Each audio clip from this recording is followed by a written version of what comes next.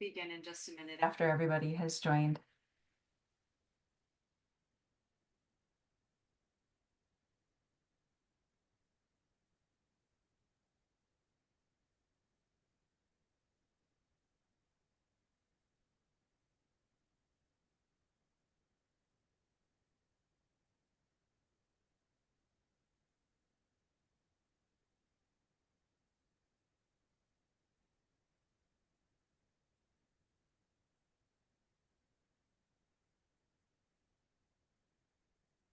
Well, good afternoon, everyone. My name is Beth Franklin, and I am the CEO of the La Crosse Area Chamber of Commerce.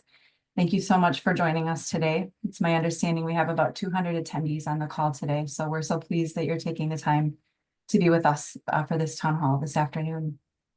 I am thrilled to be here to moderate a virtual town hall with U.S. Senator Tammy Baldwin. In conjunction with our planning partner, the Eau Claire Area Chamber of Commerce, we are honored to join Senator Baldwin today to learn more about her work and priorities for this Congress. A few housekeeping items to start. Everyone should have already received a form where you can put your questions and information. If not, we will drop it in the chat function for you. As the senator may not have time to answer all of the questions, the senator's team will be following up to answer any remaining items. So again, we are honored to have Senator Baldwin with us today and deeply grateful for her steadfast advocacy on behalf of Western Wisconsin. Over the years, she has been a leading voice on issues that matter most to our communities. Senator Baldwin continues to champion important infrastructure projects. Her support of the bipartisan infrastructure law has helped deliver over $5.6 billion for Wisconsin roads, rail, broadband, and water infrastructure. Part of that includes securing over $38 million in federal funding to enhance Wisconsin's commuter rail services.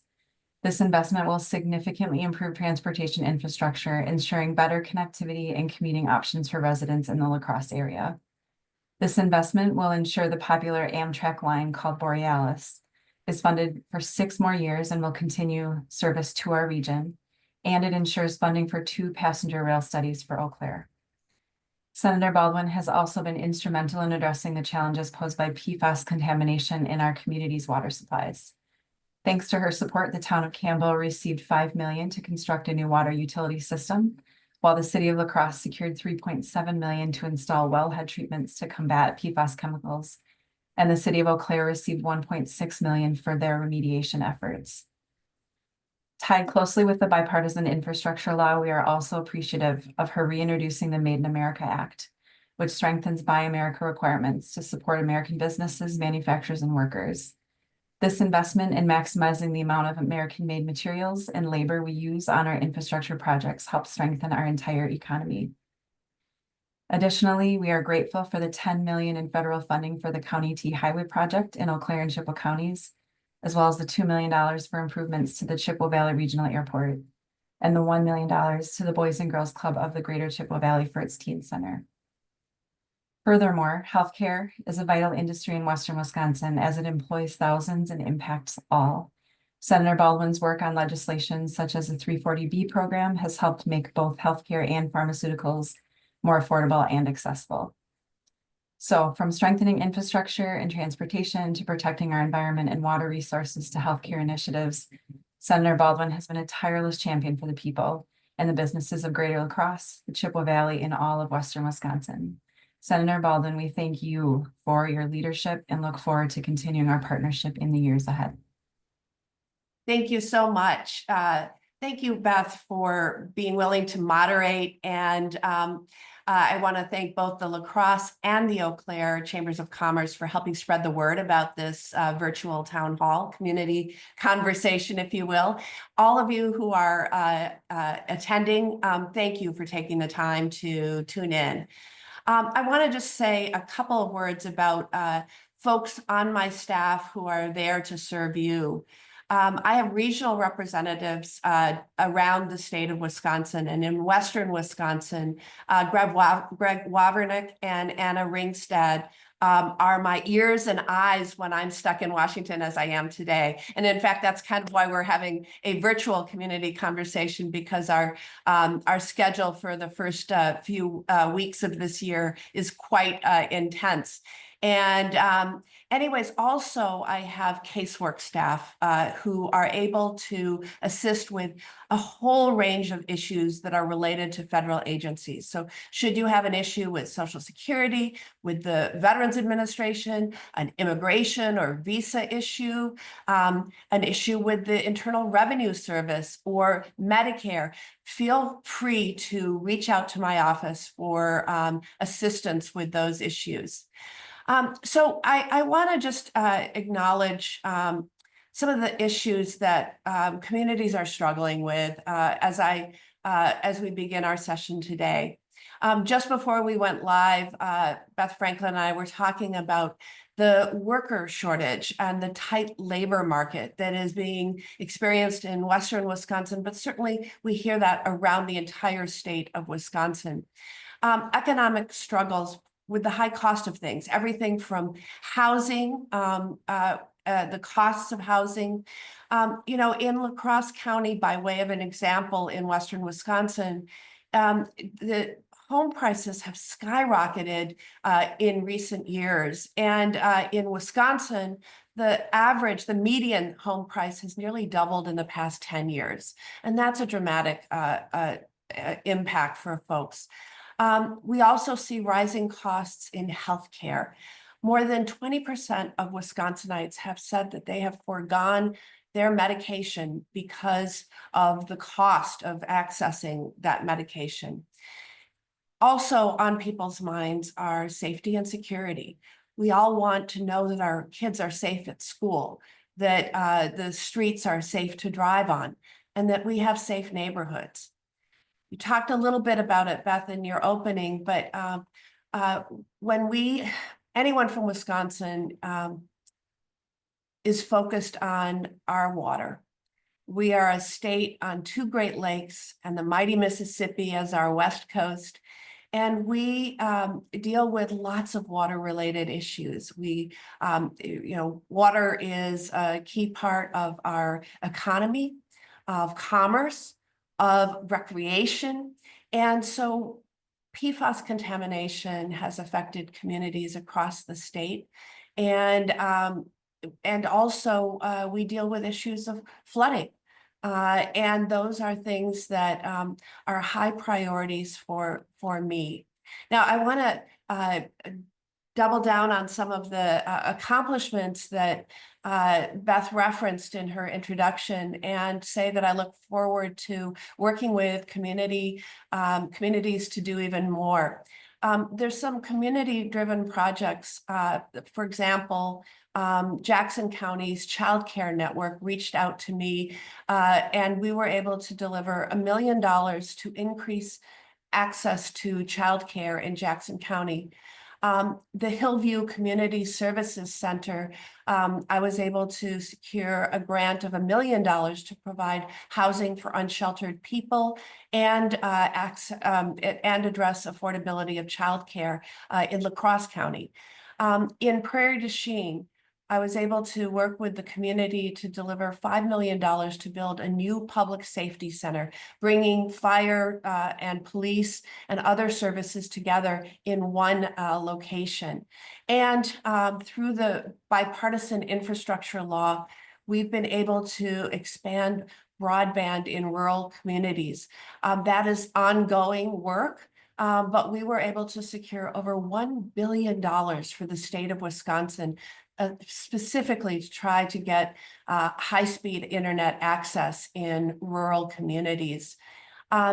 We talked already about PFAS, but the bipartisan infrastructure law also created the opportunity for local communities to access funding to address toxic PFAS chemicals, to replace lead service lines in their water utilities, and to rebuild water infrastructure generally. In terms of my work to try to help cut the costs of prescription drugs, I was very supportive of the bill that allowed Medicare to start negotiating down the cost of prescription drugs. They finished their first round of negotiations last year and brought each of the drugs negotiated down considerably in price. And now the second round of negotiations is beginning. But also, I led an investigation in one of my committees related to the high cost of asthma inhalers. The cost of asthma inhalers in the US was sometimes 10, 15, 20 times more than we saw the costs being in other countries. And we examined that difference and exposed that very publicly. And 3 out of the 4 major manufacturers of asthma inhalers have agreed under the scrutiny of that investigation to lower their costs, capping them at no more than $35 per month out of pocket for the asthma inhalers that they make. And again, we are now starting a new round of Medicare negotiations and hope that we can press this incoming administration to do even more and hasten the pace of that. Look, we have a new Congress and a new president, and I'm here to fight for Wisconsin. That's always been my priority.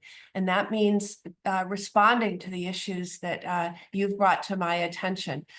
Cutting costs for Wisconsin families, whether that be prescription drugs, the energy bills, rent or mortgage, creating pathways to good paying, family supporting jobs, supporting things like expanding apprenticeship opportunities and career and technical education, and bringing more jobs back by passing new Buy America rules, which I champion.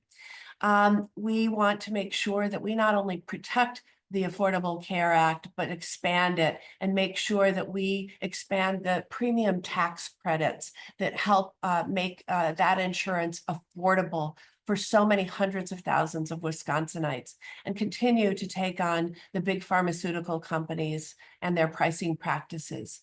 It's also important to me to protect everybody's rights and freedoms, whether that's access to birth control or IVF or abortion services, or whether that's protecting the right to vote and access to the ballot box. So look, I have a history of working with Republicans and independents to get things done, to deliver for Wisconsin, and looking for the common ground when we have it. So I am thrilled to have this opportunity to be with you this afternoon. And I look forward to answering your questions and working together to meet the needs of folks of Western Wisconsin. Thanks for having me. Well, thank you for those remarks, Senator Baldwin, and all the great reminders of the work you're doing for your constituents. So let's jump right into the first question.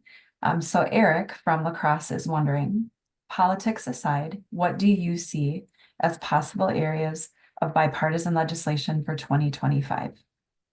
Oh, that's a great question, Eric. Thank you so much for asking that. So I just ended by saying that I have a long history of working across the party aisle with Republicans, including a history of working with President Trump when that makes sense for Wisconsin. And I'm going to continue to do that. So I have a tradition as a senator. When there's an election and we have newcomers to the Senate, I like to sit down with the new Republican members of the Senate. And in fact, we're scheduling those meetings now. They're going to begin very shortly. But what I do is I look and see what sort of common ground we already have. You know, most people who've just won an election had an agenda that they talked about during their campaigns. I can look at the state they represent and see if their state has some similarities with Wisconsin. Is it an agricultural state, a rural state? Is it a manufacturing state? All of those things are fertile ground to figure out ways in which we can work together. And I can tell you, after the last election, I walked out of most of those meetings with my new Republican colleagues with agreements to sponsor bills together and to get things done. Believe it or not, I had 2 bills last session with J.D. Vance, our current vice president. And so I'm able to look for ways in which we can work together to advance the interests of the states and the people that we represent. as we start a new session, I see an opportunity to partner with my colleagues across the aisle, especially on issues like the Farm Bill. We are overdue for reauthorizing the Farm Bill. And I see so many opportunities to team up with Republicans in agricultural states, in rural states, to pass certain provisions of the Farm Bill and advance rural development policies. I also see opportunities to work with my Republican colleagues on Buy America legislation and Buy America rules that we make a part of other legislation that's moving through. For those who don't know what Buy America means, it's the simple proposition that when we're spending tax dollars, we should be keeping those here in the US, supporting US workers and US small businesses, rather than shipping those tax dollars overseas to source components for things that we're building by way of example. And then I also see many opportunities to work across the party aisle on stopping the flow of fentanyl and addressing both the mental health crisis and substance use disorder crisis that we're experiencing in Wisconsin and throughout the country. So those are some of the things that I think we can work across the party aisle on and hopefully really deliver. Thank you, Senator. So you mentioned housing a few times so far. So can you expound for Chris from Eau Claire, who asks this question? Can you share with the group how you will be supporting affordable housing in Western Wisconsin? With the cost of living and housing increasing so much over the past few years, what steps need to be taken to lower these costs that are within all of our control in Western Wisconsin? Yeah. Well, Chris, thank you for that question. I would say this is an issue that we are going to have to work on at all levels. And it's government, it's the private sector, it's private nonprofits. It's going to require all of us. And it is a dire situation. You know, as I mentioned in my opening, the cost of housing in Wisconsin, the median price has more than doubled over the past decade, jumping from what used to be the median price was $144,000 in the year 2013. Now it's $294,000 in 2023. And that is out of reach for so many. Let me give you an example of a few of the ideas that I'm going to be pushing at the federal level, but again, recognizing that this is going to take all of us. It is not a federal government problem to solve alone, but it is something that the federal government can surely help. One of the things I would really support is a tax break for first-time home buyers. We need to give first-time home buyers the tools that they need to afford their first homes.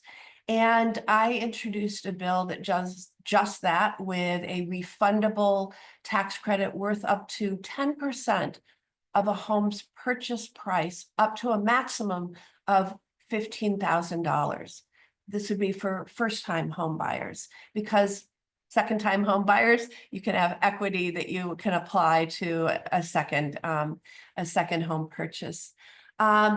So another issue that I've heard about, and I'd be interested, maybe Beth, you can tell me if this is something you're hearing a lot in Western Wisconsin, but I know, especially in some of our more urban areas, we have seen in the last decade the current housing shortage exacerbated by wealthy out-of-state investors sort of gobbling up some of the housing stock. Some of these are individuals, some of these are private equity funds. And in some cities, we've seen that happen with thousands of housing units. What that means is, number one, those houses are no longer available for home purchase. They're only available for rent. And when you have out-of-state investors, you have absentee landlords. And so oftentimes you have both the situation where there's not a local attention to upkeep of the properties, as well as the potential for jacking up the rent with really no local accountability.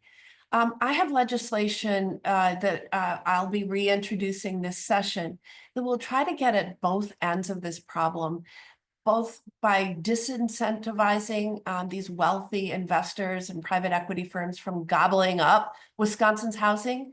But if they do, if somebody or an entity does, making sure that they're charged in a way that makes them part of the solution to create more opportunities for safe, affordable housing. Thank you for that answer. We have so many on the call today who represent businesses from across Western Wisconsin, so we have some really great workforce and business-related questions. So Andrew from Onalaska asks, your Senate district covers a broad spectrum of people, workers, businesses, and organizations.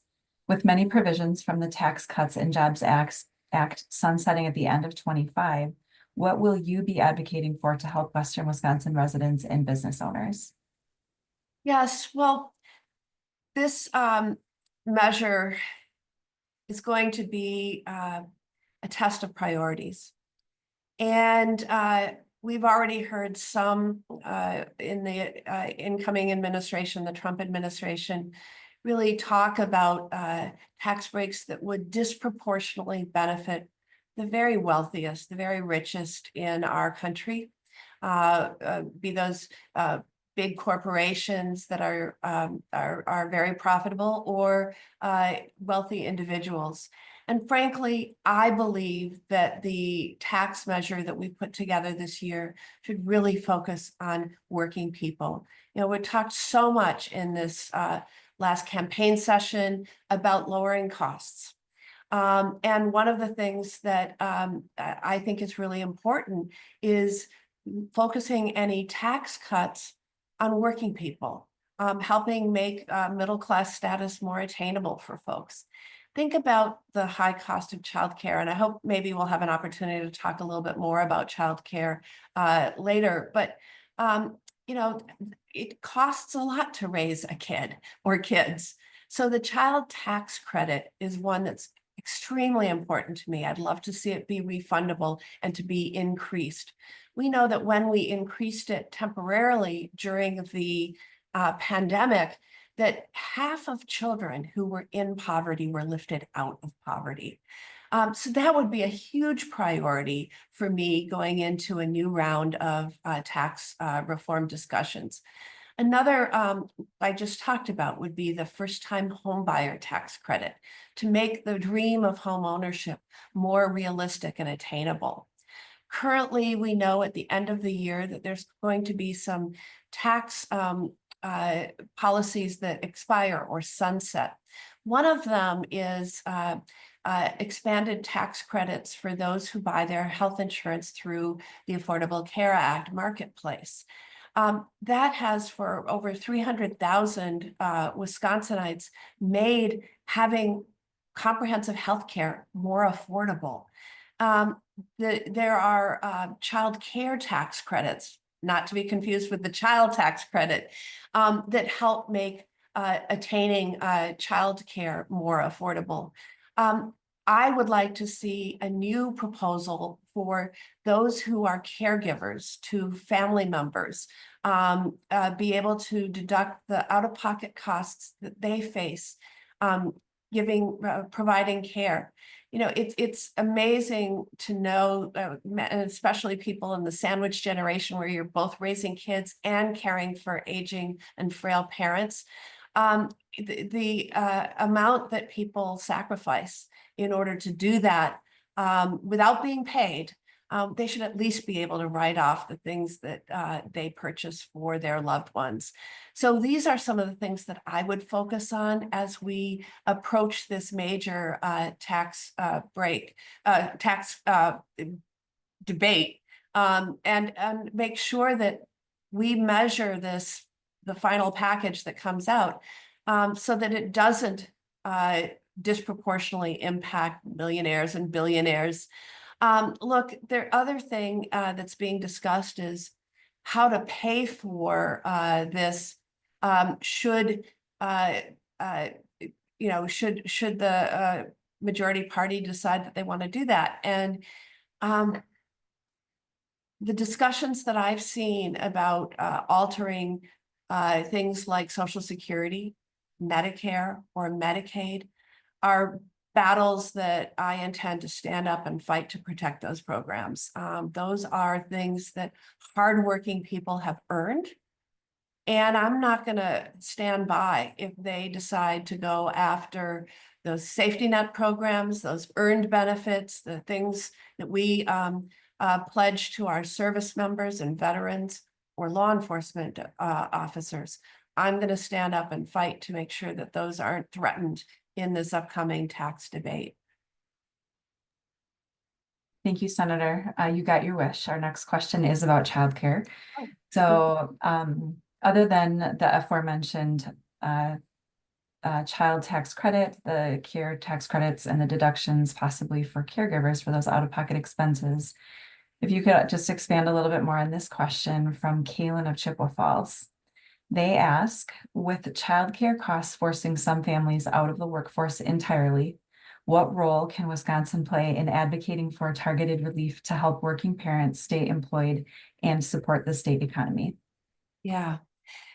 Well, thank you, Kayla, for that question. I really appreciate it. I would say, just like I did on housing, that this is an issue that is going to take partnership between government and the private sector, nonprofits, and not just the federal government. Obviously, it's something that we're going to do in close partnership with the state and with local government. I want to say just a little bit about how the Child Care Development Block Grant currently works. That is a program funded by the federal government. And the funds in that block grant go to the states by formula. And then the state actually disperses those funds. The funds are used for a couple of different things. One is subsidies for low-income parents to be able to afford their childcare premiums, or childcare tuition. And the other way it's spent by the states with local government is to help develop childcare opportunities. So what we saw, and the reason why we're in such a crisis, or one of the many reasons why we're in such a crisis today, is that childcare centers and family daycare centers, a lot of them couldn't make it through the pandemic. There was a lot of assistance during that time, during the pandemic, but a lot of them didn't make it through. And so when people were, as we emerged from the pandemic, people getting ready to go back to work, they were finding that in some cases, there were not slots available. I literally talked to a mom who shared the story with me. She said, she and her husband were really excited about starting a family. And when she had the pregnancy test and it was positive, she called to get her future baby on a waiting list for childcare before she called her husband to say, honey, we're pregnant, right? It's that's how bad it is right now. But anyways, I think we have to have an approach that looks at both building back the adequate number of childcare slots, whether that's through larger childcare centers or family childcare centers, and helping families afford it. In the short term, I think we need to continue, as we have under my leadership, to increase what the federal government puts into that Child Care Development Block Grant, so that there are more dollars available for tuition assistance for parents, especially low-income parents. But I also think that this is a particular area where the free market just hasn't worked very well in fixing these problems. Just having more demand hasn't led to more supply the way it should. And so I do think we should have a bigger policy discussion at the federal level on making sure that families aren't going bankrupt to pay for childcare. That we should be able to figure out a way where that you're not spending more than, say, 7% of your family income on childcare, and that those tuition subsidies that I talked about earlier that should be coming from both the federal and the state level allow you to be able to afford childcare without wiping you out. You know, I've heard several families talk to me about the fact that their childcare costs for maybe 2 young children before they start school is more than $25,000 a year. More than they would pay to send that same child to college for 1 year. And that is unacceptable. So we have, I think, a lot more work to do. But I do sit on the appropriations subcommittee that funds childcare, and I'm going to continue to fight to boost that, like we were able to last year when we increased that budget by $1 billion nationwide. Thank you for your work on that. We know childcare continues to be an issue here in Western Wisconsin, so we appreciate that. So at the beginning of the hour, we mentioned your great work on the bipartisan infrastructure law. So we have a constituent here from the Eau Claire area that asks, Wisconsin is on the cusp of being able to significantly expand rail passenger service under the programs created by the bipartisan infrastructure law. What is your view of being able to continue that development pipeline under Transportation Secretary Duffy and the Trump administration? How will Wisconsin fare overall with former Congressman Duffy in his role? Yeah. So, look, let's start with Sean Duffy. We have later today our vote on his nomination to become Transportation Secretary. And I think it's critical that we have a Secretary of Transportation who understands our transportation needs and the investments our state is making. Everything from replacing roads and bridges to upgrading Wisconsin's ports and airports. So I will tell you that when Sean Duffy served as a congressman from northern Wisconsin, I had the opportunity to work with him. And specifically, I had the opportunity to work with him on some transportation infrastructure issues. There's a bridge called the Stillwater Crossing that connects Wisconsin to Minnesota over the St. Croix River. And, you know, he and I worked together to get congressional approval for that construction project. That was a major, major construction project.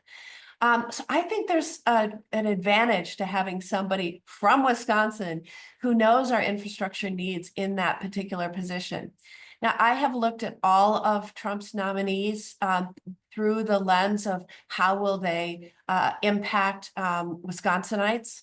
And in this case, I feel confident that Sean Duffy is a good choice for this position. And I anticipate supporting him. Now, I asked him a lot of questions before I got to that point, because obviously, as the questioner asks, it's not just the Stillwater Bridge. It's a lot of other types of infrastructure, and commuter rail service is a big issue.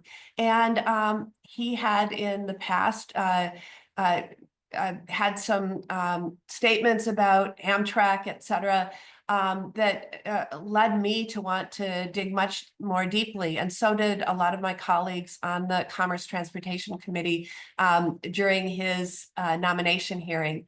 And so I feel he answered those questions successfully. I feel like he will be supportive of those programs, and the Borealis service that goes from Chicago to Minneapolis with 8 stops in Wisconsin, including in La Crosse, is a good example of that support. I was really excited to announce that $38 million in new support to that service. And I think we'll have a Secretary of Transportation who understands our state and that those investments are needed. Thank you, Senator. So we're going to switch gears here with this question also from a constituent from the Eau Claire area. This question is, immigration and border security are getting a lot of attention. What are your positions on the path forward and what will come before the U.S. Senate, and how will you personally approach this area? Yeah. So our immigration system is certainly broken. And if we want longstanding and meaningful change, it's got to be Congress that comes together to get that job done. You can't will it away. You can't do it by executive order. It needs to be part of our nation's laws. So let me take up both the immigration part of having an orderly immigration system, but also the border part. Last year, on a bipartisan basis, we put together really strong border security legislation. It doubled the number of people on the job at the border. It increased by 1,500 the number of Border Patrol agents. It also importantly invested in detection equipment that could speed up our ability to inspect vehicles coming in and out of the country for illicit contents, including fentanyl. Currently, without this technology and without the investment in this technology, we rely on border agents to selectively inspect, a small percentage of the vehicles that come through every day. This technology would be similar to what you see in an airport when you put your luggage through a TSA screener, where you can see inside without opening each bag. Well, the same can be deployed on a large scale to detect illicit things coming in and out. And so those two things were a part of our bipartisan border bill, which frankly got tanked by politics. And I don't have to rehash that now, but now that the election is over, let's bring that back up and pass it. As to an orderly immigration system, there's been several times where comprehensive immigration reform has come before one house or the other of Congress and passed one house just to die in the other. But I really think we need to revisit those measures. There are folks here right now who are dreamers, for example, who absolutely need to be given a pathway to citizenship. They have known no other home or country than the United States of America. And certainly I agree that anybody who is here illegally and has committed a crime should be tried and deported. But I think that we need to have a much better system to deal with visas to allow people to be here and work. And one of the things we said at the outset is we have a very tight labor market right now, and people are very concerned about what some of these executive orders will mean as people who are, paying taxes, showing up for work every day, bolstering our economy, may become subject to some of these raids and efforts. Thank you, Senator. So we've reached our final question, but before I ask it, I'd like to issue a sincere thank you from the La Crosse and Eau Claire Chambers to you and your staff for inviting us to plan and host this town hall. We so appreciate your time and we look forward to future partnership. So our last question is from a La Crosse area constituent. And this person asks, how can federal policy support the preservation and sustainable use of the Mississippi River, ensuring it remains a vital resource for commerce, recreation, and environmental health for the La Crosse region? Oh, well, thank you for that question. Sea, water, Wisconsin and water. That's what So first of all, let's talk about extreme weather events and flooding, which has become much more common and leads to additional pollution and environmental degradation. We obviously need to work together to protect and restore the Mississippi so it can continue to provide for our families, our economy, and our way of life, as the questioner suggested. One of the things I'm going to just look at our state's East Coast for a second. We've had, and North Coast, I should say, we've had something called the Great Lakes Restoration Initiative in place for many years, which has led to incredible increase in resilience and restoration of our Great Lakes. We need to do the same on the Mississippi River. And so I am strongly supportive of the Mississippi River Restoration and Resilience Initiative, MRRRI, as it's known. It is basically patterned after the success of the Great Lakes Restoration Initiative.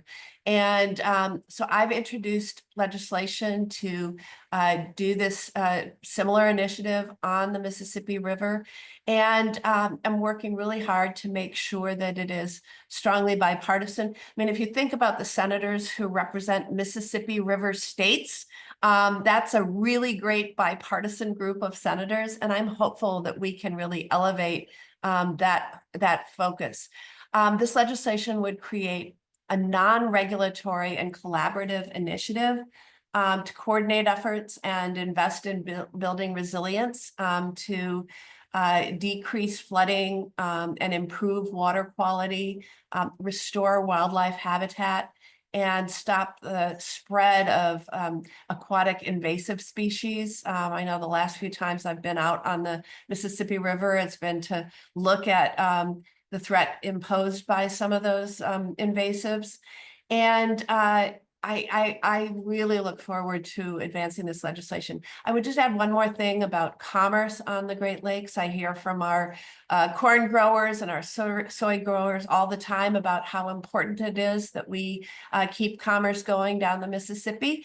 And that means we have to keep our locks and dams in good order. The bipartisan infrastructure law, as well as some of our other legislation, have given us the opportunity to look after some of those 80-year-old structures, maybe even more than 80 years old in some cases, which do need upkeep. And it's really always sad to see barges, being held because one of the locks is inoperative for a period of time. So that's another thing we really need to invest in. And I am sorry that we're out of time. It flew by, but Beth, I'd like to thank you so much again for moderating this. And I look forward to future opportunities to both visit in person, but also to reach out to folks virtually like this. Yeah. Well, Eau Claire and La Crosse would love to host you, so you're welcome anytime. Thank you so much for your time today, Senator. We really appreciate it. Thank you. Thanks.